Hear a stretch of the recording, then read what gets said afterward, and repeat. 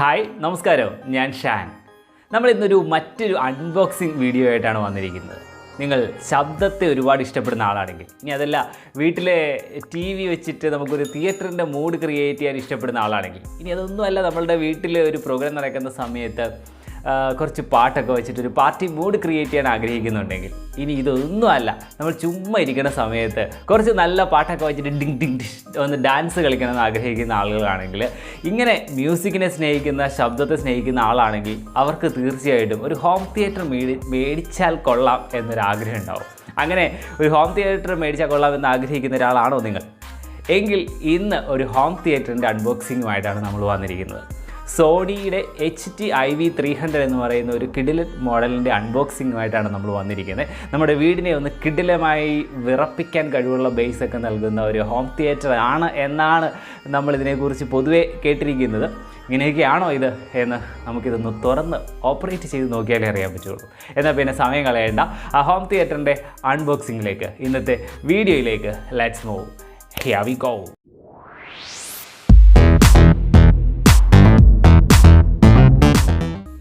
Hi friends, ആമസോണിൽ നിന്ന് നമ്മളുടെ സോണി HT iv300 എന്ന് പറയുന്ന ഹോം തിയേറ്റർ ഇതാ ഇവിടെ എത്തിയിട്ടുണ്ട്. എനിക്കിതിനെ ഒന്ന് തുറന്ന് കാണാനും പിന്നെ കേൾക്കാനുമുള്ള എക്സൈറ്റ്മെൻറ്റിലാണ്. സമയം കളയാതെ നമുക്ക് പെട്ടെന്ന് ഇതിനൊന്ന് തുറക്കാം, അതിന് ശേഷം കൂടുതൽ കാര്യങ്ങൾ സംസാരിക്കാം.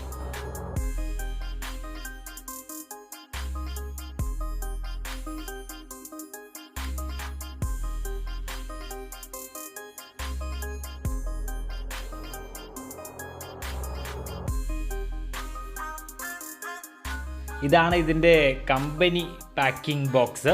ഇതിലേക്ക് നോക്കിക്കഴിയുമ്പോൾ തന്നെ നമുക്ക് കാണാൻ പറ്റും 1000 വാട്ട്സ് ഉണ്ട്. നമ്മൾ ടോട്ടൽ സ്പീക്കേഴ്സിൻ്റെ ഔട്ട്പുട്ടിൻ്റെ ഇതാണ് പറയുന്നത്. 1000 വാട്ട്സ് ഉണ്ട്. അതുപോലെ ബ്ലൂടൂത്ത് വഴി നമുക്ക് ഇതിലേക്ക് കണക്റ്റ് ചെയ്യാൻ പറ്റും. അതുപോലെ സ്ക്രീൻ മിററിംഗ് ഉണ്ട്. നമ്മുടെ TVക്ക് സ്ക്രീൻ മിററിംഗ് ഒന്നും ഇല്ലാത്തതാണെന്നുണ്ടെങ്കിലും നമുക്ക് ഇതിലേക്ക് വഴി, അതായത് നമ്മളുടെ ഈ ഡിവൈസിലേക്ക് സ്ക്രീൻ മിററിംഗ് കൊടുത്തിട്ട് നമ്മുടെ മൊബൈലൊക്കെ നമ്മുടെ സ്ക്രീൻ മിററിംഗ് ഇല്ലാത്ത TVയിലും കാണാൻ പറ്റും എന്നുള്ളതാണ് ഇതിൻ്റെ ജനറലായിട്ടുള്ള പ്രത്യേകതകളായിട്ട് ഇതിൻ്റെ മുന്നിൽ കൊടുത്തേക്കുന്നത്.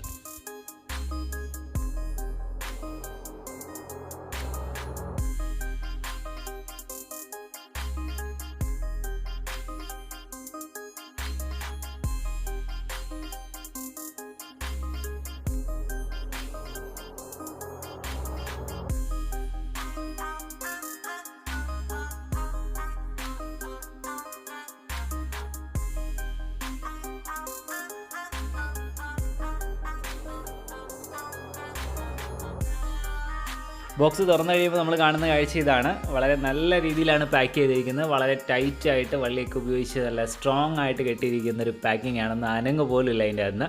അപ്പോൾ നമുക്ക് ഇതിൽ നിന്ന് എന്തെങ്കിലും എടുക്കണമെന്നുണ്ടെങ്കിൽ ഈ വള്ളി ആദ്യം കട്ട് ചെയ്യുക എന്നുള്ളതാണ്. നമുക്ക് എന്തായാലും വള്ളി ഒന്ന് കട്ട് ചെയ്യാം.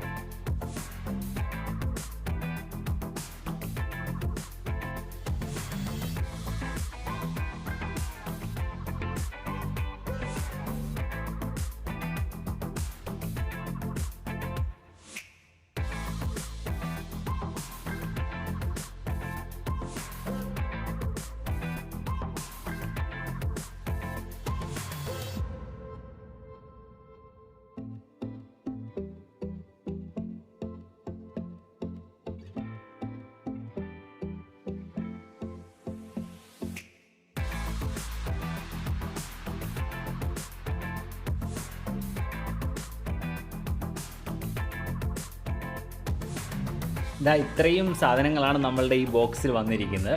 അതായത് ഇത് 5.1 ആണ്, അതുകൊണ്ട് തന്നെ 5 സ്പീക്കറുകളുണ്ട്. ഒപ്പം വലിയ സബ് വൂഫറുണ്ട്. നമ്മളുടെ വീടിനെയൊക്കെ ബേസ് കൊണ്ട് കിടിലം കൊള്ളിക്കാനുള്ള ആ മുതലാണായിരിക്കുന്നത്.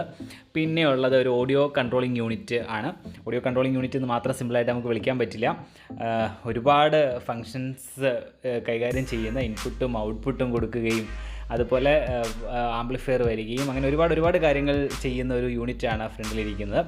അങ്ങനെ ഒരു ഓഡിയോ കൺട്രോളിങ് യൂണിറ്റ്, റിമോട്ട്, പിന്നെ ഇതിൻ്റെ ഗ്യാരണ്ടി കാർഡ്, അങ്ങനെയുള്ള ബേസിക് കാര്യങ്ങൾ, പിന്നെ വയേഴ്സ്, ഇതിൻ്റെ എല്ലാം ഈ സ്പീക്കറുകൾ തമ്മിൽ കണക്ട് ചെയ്യാനുള്ള വയറുകൾ ഇതിൻ്റെ കൂട്ടത്തിൽ വന്നിട്ടുണ്ട്.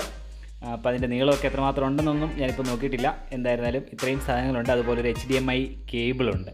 ഇത്രയുമാണ് നമ്മളുടെ ഈ ബോക്സിൽ വന്നിരിക്കുന്നത്. ഇതിൽ ഓരോ സ്പീക്കർ എടുത്ത് നോക്കിയിട്ടുണ്ടെങ്കിലും അതിൻ്റെ ഷേപ്പ് നമ്മൾ കണ്ടു കാണും. ഒരു വ്യത്യസ്തമായ ഷേപ്പാണ്. അത് പല രീതികളിൽ നമുക്ക് വയ്ക്കാവുന്ന രീതിയിൽ, അതായത് ഭിത്തിയിലൊക്കെ വയ്ക്കുകയാണെങ്കിൽ സെപ്പറേറ്റ് ഹോൾസ് ഇട്ടിട്ടുണ്ട്. അപ്പോൾ നമുക്കതിനെ മുകളിലേക്ക് പൊക്കി കുറച്ച് താഴ്ത്തിയൊക്കെ വയ്ക്കാം, അതിൻ്റെ ഷേപ്പിൻ്റെ പ്രത്യേകത കൊണ്ട് തന്നെ. അതുപോലെ ഓരോ സ്പീക്കറിൻ്റെയും ബാക്കിൽ സെപ്പറേറ്റ് കളേഴ്സ് യൂസ് ചെയ്തിട്ടുണ്ട്. അതായത് ഇത് ഏതാണ്, സറൗണ്ട് ലെഫ്റ്റ് ആണ്, സറൗണ്ട് റൈറ്റ് ആണ്, സെൻറ്റർ ആണ്, ഇതിനെല്ലാത്തിനും സെപ്പറേറ്റ് കളേഴ്സ് കൊടുത്തിട്ടുണ്ട്. ഇപ്പോൾ നമ്മൾ ഓരോന്ന് എടുത്ത് നോക്കിയിട്ടുണ്ടെങ്കിൽ ആ വ്യത്യാസം കാണാൻ പറ്റും.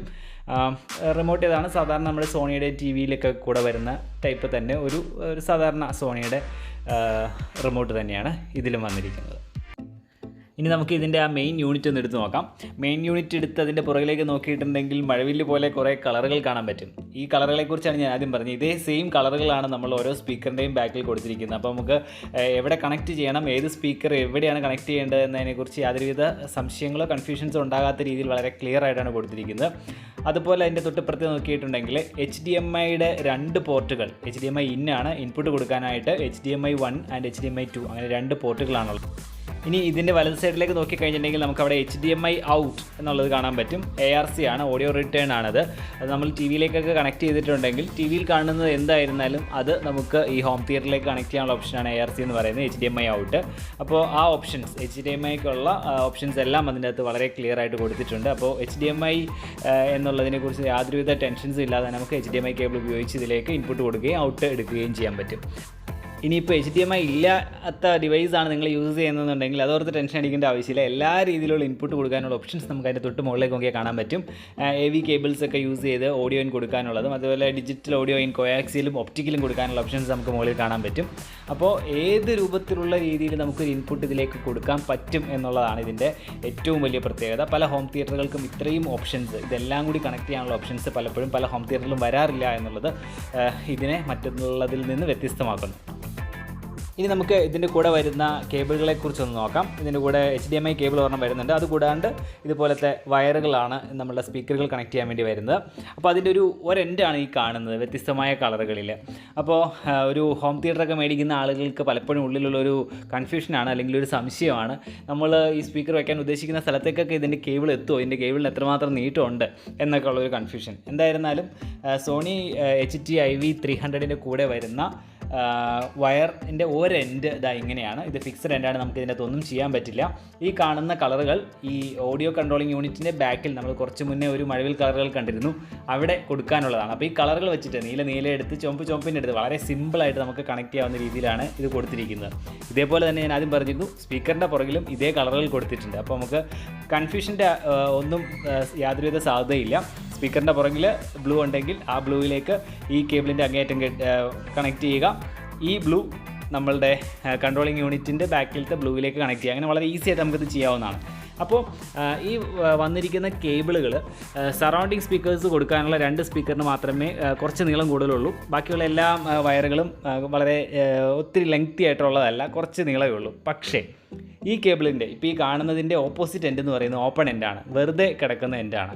നമുക്ക് അവിടെ വേണമെങ്കിൽ നമുക്ക് എത്ര നീളത്തേക്ക് വേണമെങ്കിലും വയറുകൾ നമുക്ക് എക്സ്റ്റെൻഡ് ചെയ്ത് കൊടുക്കാവുന്ന രീതിയിലാണ് ഇതിൽ വയർ കൊടുത്തിരിക്കുന്നത്. ഓപ്പൺ എൻഡാണ് ഒരു സൈഡ് കൊടുത്തിരിക്കുന്നത്. അതുപോലെ തന്നെ സ്പീക്കറിലേക്ക് നമുക്ക് ക്ലിപ്പ് കൊടുത്തിരിക്കുകയാണ്. ക്ലിപ്പ് നമുക്ക് പ്രസ് ചെയ്തതിന് ശേഷം വയർ അതിലേക്ക് വെറുതെ ഫിക്സ് ചെയ്യാവുന്ന, ഈസി ആയിട്ട് ഫിക്സ് ചെയ്യാവുന്ന രീതിയിലുള്ള ക്ലിപ്പുകളാണ് അവിടെ കൊടുത്തിരിക്കുന്നത്. അപ്പോൾ നമുക്ക് സ്പീക്കറുകൾ എക്സ്റ്റെൻഡ് ചെയ്യണമെന്നുണ്ടെങ്കിൽ തീർച്ചയായിട്ടും വയറുകൾ എക്സ്റ്റെൻഡ് ചെയ്യാം. പക്ഷേ അങ്ങനെ എക്സ്റ്റെൻഡ് ചെയ്യുന്ന സമയത്ത് ശ്രദ്ധിക്കുക, നമ്മൾ എക്സ്റ്റെൻഡ് ചെയ്യുന്തോറും ശബ്ദത്തിൻ്റെ ക്വാളിറ്റി കുറഞ്ഞു പോകും. അതുപോലെ എക്സ്റ്റെൻഡ് ചെയ്യാൻ വേണ്ടി യൂസ് ചെയ്യുന്ന വയർ എപ്പോഴും കോപ്പർ ആയിരിക്കണം. കോപ്പറായി മാത്രം പോരാ, ഏറ്റവും നല്ല ക്വാളിറ്റിയുള്ള വയറുകൾ തന്നെ മേടിക്കാൻ ശ്രമിക്കുക. അപ്പോൾ ഇതാണ് വയറുകളെക്കുറിച്ച് പറയാനുള്ളത്. അപ്പോൾ ഇത്രയും കേബിൾ അത്യാവശ്യം നമ്മൾ ടി വിയുടെയൊക്കെ ചുറ്റുവട്ടത്ത് ഒരുപാട് അകലേക്കും ബാക്കിലേക്കൊന്നും പോകുന്നില്ല എന്നുണ്ടെങ്കിൽ സ്പീക്കർ വയർ തികയും. ഇനി അതല്ല, നമ്മൾ ഒരു വലിയ ഹോളാണ്, ആ ഹോളിൻ്റെ ബാക്കിലേക്കൊക്കെയാണ് നമ്മൾ സറൗണ്ടിങ് സ്പീക്കേഴ്സ് വയ്ക്കാൻ ഉദ്ദേശിക്കുന്നതെന്നുണ്ടെങ്കിൽ ഒരിക്കലും സറൗണ്ടിങ് സ്പീക്കറിൻ്റെ വയർ ബാക്കിലേക്ക് വരെ എത്തില്ല. അപ്പോൾ നമ്മൾ എക്സ്റ്റെൻഡ് ചെയ്യേണ്ടി വരും. അതാണ് വയറുകളെക്കുറിച്ച് ജനറലായിട്ട് പറയാനുള്ളത്. ഇനി നമുക്ക് ഇതൊന്ന് കണക്ട് ചെയ്ത് നോക്കണം. കണക്ട് ചെയ്ത് നോക്കി ഇതൊന്ന് ഓണാക്കി നോക്കണം, ഇതിൻ്റെ ശബ്ദം ഒന്ന് കേൾക്കണം. ഇതാണ് ഇപ്പോൾ എനിക്ക് അറിയാനുള്ള ആകാംക്ഷയിൽ നിൽക്കുന്ന കാര്യം. ആ എക്സൈറ്റ്മെൻറ്റിലാണ് ഞാൻ. ഈ വയറുകളൊക്കെ കണക്ട് ചെയ്തൊന്ന് കേൾക്കണമെന്ന് പറയുന്ന ഒപ്പം തന്നെ ഞാൻ നേരത്തെ കേട്ടേക്കുന്നൊരു കാര്യമുണ്ട്, നേരത്തെ തന്നെ ഇതിനെക്കുറിച്ച് മനസ്സിലാക്കിയേക്കുന്നൊരു കാര്യമുണ്ട്. ഇതിൻ്റെ സെറ്റിങ്സും ഇതിൻ്റെ സ്പീക്കറുകളുടെ എക്സാക്റ്റ് പൊസിഷൻസും ഡിസ്റ്റൻസും ഒക്കെ ഒന്ന് സെറ്റ് ചെയ്താൽ മാത്രമേ ഇതിൻ്റെ യഥാർത്ഥ ഔട്ട്പുട്ട് കിട്ടുള്ളൂ. അപ്പോൾ തീർച്ചയായിട്ടും ഞാൻ ഇപ്പോൾ ഇതൊന്ന് കണക്ട് ചെയ്തിട്ട് നമ്മളുടെ ഒരു ഫസ്റ്റ് ഇംപ്രഷൻ, ഇതിൻ്റെ എല്ലാ സെറ്റിങ്സ് ഒന്ന് മാറ്റിയതിന് ശേഷമുള്ളൊരു ഫൈനൽ ഇംപ്രഷൻ അല്ല ഞാൻ പറയുന്നത്. നമുക്ക് ജസ്റ്റ് ഒന്ന് കേട്ട് നോക്കിയതിന് ശേഷം ഇതെങ്ങനെയുണ്ട്, ഇതിൻ്റെ ശബ്ദം എങ്ങനെയുണ്ട്, നമ്മളുടെ വീടിനെ വിറപ്പിക്കാനുള്ള ബേസ് ബാസ് ഒക്കെ ഉണ്ടോ എന്നുള്ളത് നമുക്കൊന്ന് ടെസ്റ്റ് ചെയ്ത് നോക്കാം. ഇതിൻ്റെ സ്പീക്കറുകളൊക്കെ ഒന്ന് കണക്ട് ചെയ്ത് സെറ്റാക്കാൻ ഞാൻ കുറച്ച് സമയം എടുത്തു. കാര്യം സിമ്പിളാണ്, എന്നായിരുന്നാൽ ഇതെല്ലാം ഒന്ന് കണക്ട് ചെയ്യാൻ വേണ്ടി കുറേ സമയം എടുത്തു. അങ്ങനെ സമയം എടുത്തതിന് ശേഷം ഞാനിത് ഓണാക്കി നോക്കി. സത്യം പറയട്ടെ, ഫസ്റ്റ് ഓണാക്കി നോക്കി കഴിഞ്ഞപ്പോൾ ഞാൻ നിരാശനായിരുന്നു. ഞാനിത് ഓണാക്കി നോക്കി കഴിഞ്ഞപ്പോൾ ആദ്യം കേട്ട ശബ്ദത്തിൽ നിന്ന് അയ്യോ എൻ്റെ കാശ് പോയോ, ഇത്രയും പൈസ മുടക്കിയിട്ട് ഈ സാധനം എനിക്ക് പണി തന്നോ, ഇതിൽ നിന്ന് കേൾക്കുന്ന ഔട്ട്പുട്ട് ഇതിനേക്കാൾ എൻ്റെ ടി വിയിൽ കേട്ടുകൊണ്ടിരുന്നായിരുന്നല്ലോ നല്ലത് എന്നൊക്കെ എനിക്ക് ആദ്യം തോന്നി എന്നുള്ളതാണ് അതിൻ്റെ ഒരു റിയാലിറ്റി. ഞാനിപ്പോൾ അത് ശബ്ദം അതിൻ്റെ അകത്ത് കേൾപ്പിച്ചാലും നിങ്ങൾക്ക് അതിൻ്റെ യാതൊരു ഫീലും കിട്ടില്ല. അതുകൊണ്ടാണ് ഞാനതിൻ്റെ വീഡിയോ എടുക്കാത്തതോ അല്ലെങ്കിൽ നിങ്ങളിപ്പോൾ അത് ആ വീഡിയോ ഷെയർ ചെയ്യാത്തതോ അതുകൊണ്ടാണ്. കാരണം ആ ശബ്ദം ഒരിക്കലും നിങ്ങൾക്ക് അതിൻ്റെ റിയാലിറ്റി എന്താണെന്ന് നിങ്ങൾക്ക് മനസ്സിലാവില്ല. അതുകൊണ്ട് ഞാൻ ആ ശബ്ദം ഇതിൻ്റെ അകത്തേക്ക് എടുത്തിട്ടില്ല, അതിൻ്റെ വീഡിയോ എടുത്തിട്ടില്ല. പക്ഷേ പറയുന്ന കാര്യങ്ങളിൽ നിന്ന് നിങ്ങൾക്കത് മനസ്സിലാക്കാൻ പറ്റുമെന്ന് വിചാരിക്കണം. ഫസ്റ്റ് ഇത് എല്ലാം കണക്ട് ചെയ്ത് ഞാനിതിലേക്ക് ശബ്ദം കൊടുത്തതിന് ശേഷം ടി വിയിൽ നിന്ന് ഇതിൻ്റെ ഔട്ട്പുട്ട് എടുത്ത് കൊടുത്തു കഴിഞ്ഞപ്പോൾ ഞാനതിൽ പൂർണ്ണമായി നിരാശനായിരുന്നു. അതിൻ്റെ ആ ഒരു ബേസിനൊക്കെ വെച്ച് നോക്കി കഴിഞ്ഞിട്ടുണ്ടെങ്കിൽ നമുക്കൊരു 2.5 ഒക്കെ മാക്സിമം കൊടുക്കാം 5-ൽ. അതാണ് എനിക്ക് തോന്നിയത്. പക്ഷേ അതിനുശേഷം എനിക്ക് പൂർണ്ണമായും ഞാൻ നിരാശനായില്ല. കാരണം എന്താണെന്ന് വെച്ചിട്ടുണ്ടെങ്കിൽ ഇതിൻ്റെ സെറ്റിങ്സൊക്കെ ഒന്ന് നല്ലപോലെ പഠിച്ച് അതിൽ ശരിയായ രീതിയിലൊക്കെ ആക്കി കഴിഞ്ഞാൽ മാത്രമേ ഇതിൻ്റെ യഥാർത്ഥ ഔട്ട്പുട്ട് അറിയാൻ പറ്റുള്ളൂ എന്നുള്ള ഒരു പ്രീ നോളജ് എനിക്കുണ്ടായിരുന്നു. അതുകൊണ്ട് തീർച്ചയായിട്ടും ഞാനത് കുറച്ച് സെറ്റിങ്സൊക്കെ മാറ്റി കഴിഞ്ഞപ്പോൾ തീർച്ചയായിട്ടും വ്യത്യാസം വന്നു. ഞാൻ 2.5 കൊടുത്തതിന് ഒരു 3.5 വരെ ആക്കാൻ ഞാൻ റെഡിയാണ്. അത്രയും മാർക്ക് കൊടുക്കാവുന്ന രീതിയിലാണ് ഇപ്പോൾ നിലനിൽക്കുന്നത്. എന്ന് വെച്ചിട്ടുണ്ടെങ്കിൽ കുറച്ച് സെറ്റിങ്സേ മാറ്റുള്ളൂ. ഇനിയും അതിനെക്കുറിച്ച് കുറേ പഠിക്കാനുണ്ട്. എന്നാലും അത് കുറച്ച് സമയം എടുത്താൽ മാത്രമേ മനസ്സിലാക്കാൻ പറ്റുള്ളൂ എന്നാണ്. അപ്പോൾ ഞാനതൊക്കെ ഒന്ന് മനസ്സിലാക്കി പഠിച്ചതിന് ശേഷം ഇതിൻ്റെ സെറ്റിങ്സ് എങ്ങനെയെല്ലാം അറേഞ്ച് ചെയ്താൽ നല്ല രീതിയിൽ നമുക്കിതിൻ്റെ ഒരു ഔട്ട്പുട്ട് കിട്ടും എന്നുള്ളതിനെക്കുറിച്ച് തീർച്ചയായിട്ടും മറ്റൊരു വീഡിയോയിൽ നമുക്ക് സംസാരിക്കാൻ പറ്റും എന്നാണ് ഞാൻ പ്രതീക്ഷിക്കുന്നത്. എന്തായാലും ഇപ്പോഴത്തെ ഇത് വെച്ച് പറഞ്ഞിട്ടുണ്ടെങ്കിൽ ഞാൻ പറഞ്ഞത് 3.5 കൊടുക്കാം. ബേസ് നല്ല രീതിയിലുണ്ട്. സറൗണ്ടിങ്സ് എന്ന് പറയുന്ന ഫീല് നമുക്കിങ്ങനെ അവിടെ നിന്ന് ഇവിടുന്നൊക്കെ ശബ്ദം വരുന്നൊരു ഫീലിലൊന്നും ഞാൻ സത്യസന്ധമായി പറഞ്ഞാൽ ഹാപ്പി അല്ല എന്നുള്ളത് തന്നെയാണ് ഇപ്പോഴും. എന്നിരുന്നാലും ഒരു പക്ഷേ സ്പീക്കറിൻ്റെ ദൂരം നമുക്ക് അറേഞ്ച് ചെയ്യാനുണ്ട്. ഓരോ സ്പീക്കറിനും കൊടുക്കേണ്ട വോളിയം അറേഞ്ച് ചെയ്യാനുണ്ട്. അങ്ങനെ കുറേ സെറ്റിങ്സ് അതിൻ്റെ അകത്ത് ഞാൻ കണ്ടു. പക്ഷേ ഇതിൽ ഏതാണ് ശരി, ഏത് കൊടുത്താലാണ് ഇതിൻ്റെ യഥാർത്ഥ ഔട്ട്പുട്ട് കിട്ടുക എന്നുള്ളത് ഒന്ന് പഠിക്കണം. അപ്പോൾ പഠിക്കുകയൊക്കെ ചെയ്തതിന് ശേഷം സോണി iv300 HT iv300 എന്ന് പറയുന്ന ഈ മോഡലിനെ കുറിച്ചുള്ള സെറ്റിങ്സും അതിൻ്റെ യഥാർത്ഥ റിവ്യൂ ഞാൻ അപ്പം തരുന്നതായിരിക്കും അതിൻ്റെ ജെനുവിനിറ്റിക്ക് നല്ലത്. സോ എന്തായിരുന്നാലും നിങ്ങൾക്ക് ഇത് വാങ്ങിക്കണോ വേണ്ടയോ എന്നുള്ളത് നമുക്ക് തീരുമാനിക്കാം കുറച്ച് ദിവസത്തിന് ശേഷം. അപ്പോൾ ഇതാണ് നമ്മളുടെ സംഭവം. ഇതിനെക്കുറിച്ചുള്ള മറ്റ് റിവ്യൂസും കൂടി നിങ്ങളൊന്ന് മനസ്സിലാക്കാൻ ശ്രമിക്കുക, അതിന് ശേഷം വാങ്ങിക്കാൻ ശ്രമിക്കുക. ഒപ്പം ഞാൻ പ്രതീക്ഷിക്കുന്നു സെറ്റിങ്സിന് ശേഷം ഇതൊരു നല്ല ഔട്ട്പുട്ട് തരും. കാരണം സോണിയാണ് ബ്രാൻഡ്. സോണി എന്ന് പറയുന്ന ബ്രാൻഡിൽ എനിക്ക് 100% വിശ്വാസമുള്ള ബ്രാൻഡാണ്. അപ്പോൾ ഒരിക്കലും അവരെ നിരാശപ്പെടുത്തില്ല എന്നുള്ള പൂർണ്ണമായ വിശ്വാസമുണ്ട്. സോണിയുടെ പ്രശ്നം കൊണ്ടല്ല, ഞാൻ ചെയ്ത സെറ്റിങ്സിൻ്റെ പ്രശ്നം കൊണ്ടാണ് ഞാൻ ഇപ്പോൾ ഹാപ്പി അല്ലാത്തതെന്ന് തന്നെ ഞാൻ വിശ്വസിക്കുന്നു.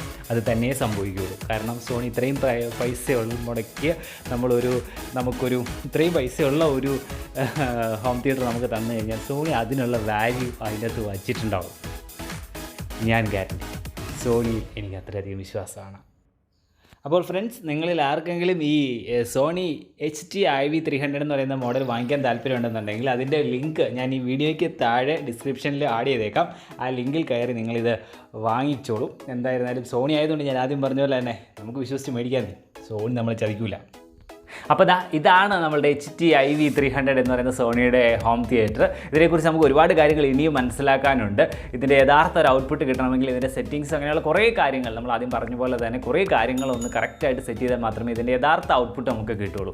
അപ്പോൾ ഇതുവരെ ഞാൻ ഈ പറഞ്ഞ കാര്യങ്ങളിൽ ഏതെങ്കിലും രീതിയിലുള്ള സംശയങ്ങൾ തോന്നുന്നുണ്ടെങ്കിൽ, ഈ വീഡിയോയെക്കുറിച്ച് അഭിപ്രായങ്ങൾ തോന്നുന്നുണ്ടെങ്കിൽ അത് ഈ വീഡിയോയ്ക്ക് താഴെ കമൻസ് ആയിട്ടൊന്ന് അറിയിക്കുക. അതുപോലെ ഈ നമ്മളുടെ ഈ iv300 എന്ന് പറയുന്ന ഈ മോഡലിനെ കുറിച്ച് എന്തെങ്കിലും സംശയങ്ങളുണ്ടെങ്കിൽ അതും കൂടി താഴെ കമൻസ് ആയിട്ട് അറിയിക്കുക. കാരണം നമ്മൾ ഇതിനെ ഒരു തുടർച്ചയായിട്ട് മറ്റ് വീഡിയോ നമ്മൾ ചെയ്യാൻ ഉദ്ദേശിക്കുന്നുണ്ട്. കാരണം ഇതിൻ്റെ യഥാർത്ഥ സെറ്റിങ്സും ഇതിൻ്റെ സ്പീക്കേഴ്സിൻ്റെ അറേഞ്ച്മെൻറ്റും എല്ലാം നമുക്ക് കറക്റ്റ് ആക്കണം.